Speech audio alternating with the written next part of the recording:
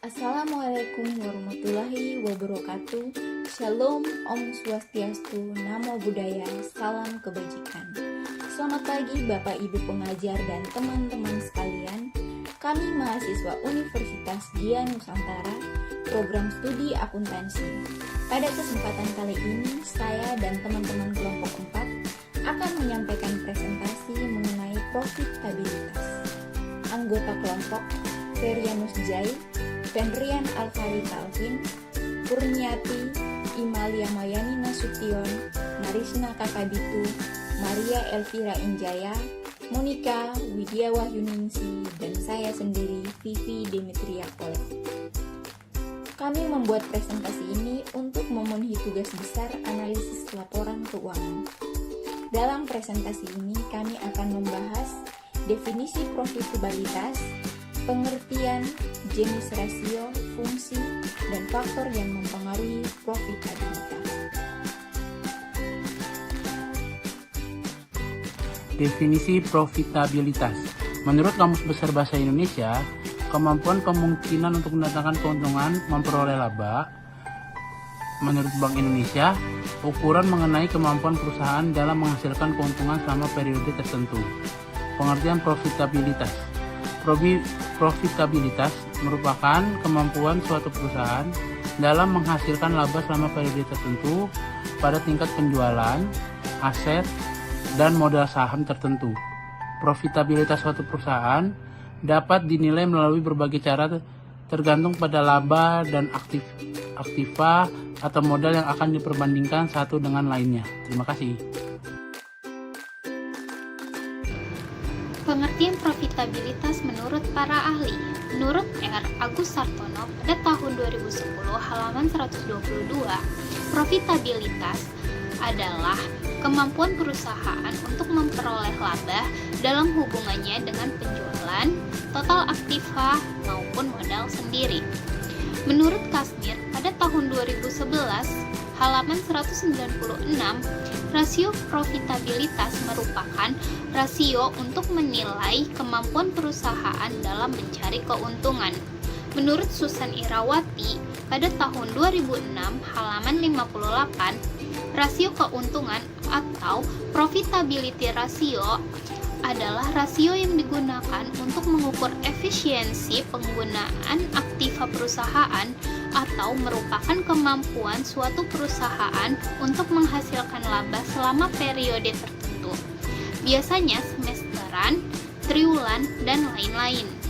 Hal ini untuk melihat kemampuan perusahaan dalam beroperasi secara efisien. Yang berikutnya saya akan mempresentasikan jenis-jenis rasio profitabilitas. Yang pertama, margin laba kotor atau gross profit margin. Margin laba kotor merupakan rasio profitabilitas untuk menilai presentasi laba kotor terhadap pendapatan yang dihasilkan oleh penjualan.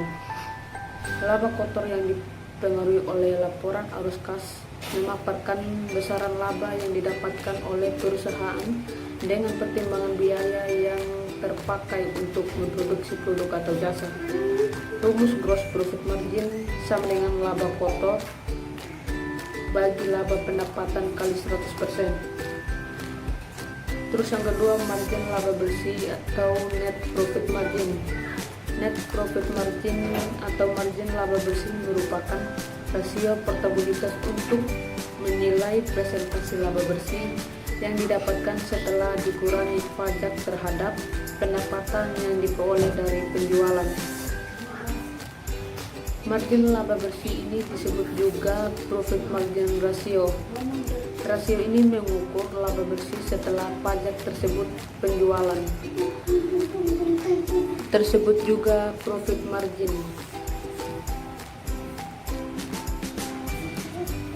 Rasio ini mengukur laba bersih setelah pajak terhadap penjualan. Semakin tinggi net profit margin, semakin baik operasi suatu perusahaan. Rumus net profit margin atau laba bersih sesudah pajak sama dengan penjualan. Rasio pengembalian aset. Tingkat pengembalian aset merupakan rasio profitabilitas untuk menilai persentase keuntungan atau laba. diperoleh perusahaan terkait sumber daya atau total aset, sehingga efisiensi suatu perusahaan dalam mengelola asetnya bisa terlihat dari persentase rasio ini. Rumus dari rasio pengembalian aset yaitu laba bersih dibagi dengan total aset. Lalu rasio pengembalian ekuitas. Rasio pengembalian ekuitas merupakan rasio profitabilitas untuk menilai kemampuan perusahaan dalam menghasilkan laba dari investasi pemegang saham perusahaan tersebut yang dinyatakan dalam persentase. Rasio pengembalian ekuitas dihitung dari penghasilan atau income perusahaan terhadap modal yang diinvestasikan oleh para pemilik perusahaan atau pemegang saham biasa dan pemegang saham preferen.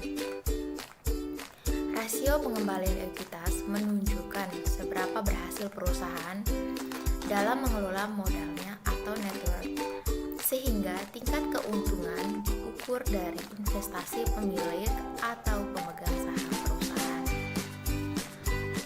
Rumus dari rasio pengembalian ekuitas yaitu sama dengan laba bersih sesudah pajak dibagi dengan ekuitas pemegang saham. Baik, selanjutnya ada return on sales ratio atau rasio pengembalian penjualan. Rasio ini merupakan rasio probabilitas yang menampilkan tingkat keuntungan perusahaan setelah pembayaran biaya-biaya variabel produksi seperti upah pekerja, bahan baku, dan lain-lain sebelum dikurangi pajak dan bunga.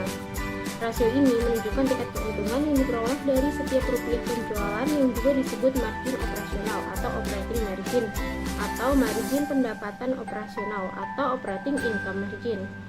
Rumus untuk mencari rasio ini adalah return on sales sama dengan laba sebelum pajak dan bunga dibagi penjualan dikali 100%. Kemudian ada return on capital employed atau pengembalian modal yang digunakan. Rasio ini merupakan rasio probabilitas yang mengukur keuntungan perusahaan dari modal yang dipakai dalam bentuk persentase. Modal yang dimaksud adalah ekuitas suatu perusahaan ditambah kewajiban tidak lancar atau total aset dikurangi kewajiban lancar. Return on capital employed ini mencerminkan efisiensi dan probabilitas modal atau investasi perusahaan. Rumus untuk mencari rasio ini adalah laba sebelum pajak dan bunga dibagi modal kerja atau bisa juga menggunakan rumus laba sebelum pajak dan bunga dibagi total aset dikurangi kewajiban.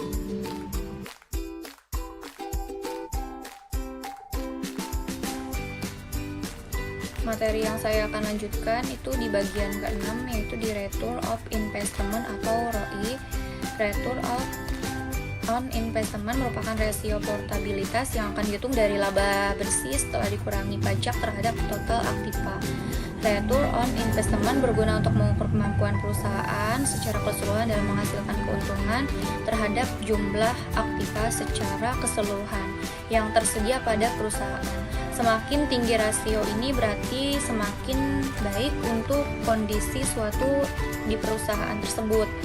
Yang ada di rumusnya itu rumus ROI-nya laba atas investasi dikurangi investasi awal dibagi investasi dikali 100%. Ini untuk selanjutnya ada di earning per share merupakan rasio portabilitas yang menilai tingkat kemampuan per lembar saham dalam menghasilkan laba untuk perusahaan tersebut. Contohnya manajemen perusahaan, pemegang saham biasa dalam calon pemegang saham sangat memperhatikan earning per share karena menjadi indikator keberhasilan suatu perusahaan tersebut.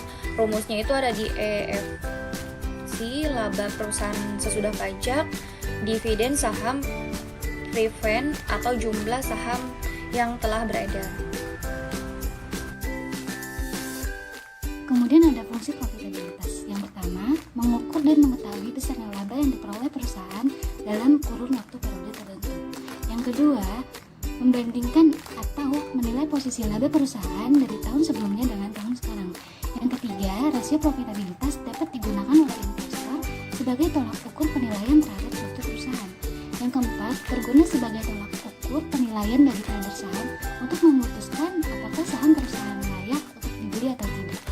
Yang kelima, untuk membantu mengevaluasi kinerja perusahaan perusahaan sekaligus melihat perkembangan rasio atau laba perusahaan dari waktu ke waktu. Yang keenam, mengetahui jumlah laba bersih setelah pajak dengan modal sendiri. Dan yang terakhir, menilai produktivitas perusahaan melalui sumber dana yang digunakan baik modal pinjaman maupun modal mandiri. Baik, saya akan lanjutin presentasi dari teman saya di atas, yaitu faktor yang mempengaruhi profitabilitas. Yang pertama, profitabilitas dipengaruhi oleh jenis perusahaan yang berorientasi menjual barang-barang untuk dikonsumsi atau sebuah jasa pada umumnya memiliki keuntungan yang lebih stabil daripada perusahaan yang memproduksi barang. Yang kedua, umur. Perusahaan yang telah lama berdiri lebih memiliki keuntungan yang lebih stabil dibanding perusahaan yang belum lama berdiri. 3. Skala ekonomi yang dimiliki perusahaan. 4. Harga produksi yang dikeluarkan perusahaan. Apabila perusahaan memiliki biaya produksi yang relatif lebih murah, biasanya akan mendapatkan keuntungan yang lebih baik dan stabil dibanding dengan yang harga produksinya tinggi. 5. Perusahaan yang membeli bahan produksi berdasarkan kebiasaan atau habitual basis umumnya mendapatkan keuntungan yang lebih baik dan stabil. 6. Profitabilitas juga dipengaruhi oleh hasil produksi yang dihasilkan perusahaan yang produksi kebutuhan pokok. Cenderung lebih stabil keuntungan dibanding yang produksi barang modal. Demikian, terima kasih.